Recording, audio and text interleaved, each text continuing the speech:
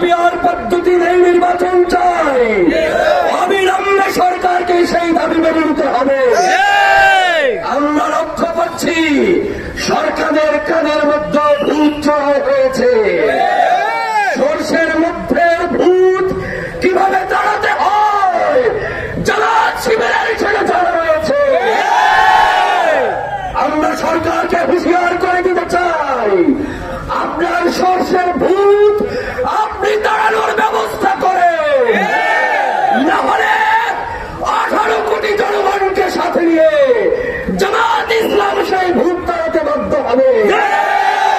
কোন প্রকার নির্লজ্জের নির্বাচন এই বাংলার জনগণ মেনে নেবে না।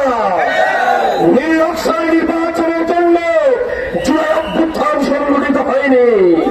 নির্লজ্জের নির্বাচনের জন্য 2 সহস্রাধিক ছাত্র জনতা জীবন দেয়নি। আমাদের ফলরিতে শহীদের রক্ত আজকে প্রবাহিত, সেই রক্ত কোনদিনও বৃথা যেতে পারে না। প্রিয় ভাইরা, আজকের এই বিক্ষোভ মিছিল থেকে আমরা সরকারকে জানিয়ে দিতে চাই, অনতি বিলম্বে বিশেষে সকলের কাছে আগামী দিনের বাংলাদেশ, ঐক্যের বাংলাদেশ, সম্মান বাংলাদেশ, বৈষম্যের পক্ষে, বাংলাদেশের পক্ষে, বাংলাদেশের স্বাধীনতার পক্ষের শক্তিকে বিজয় করার জন্য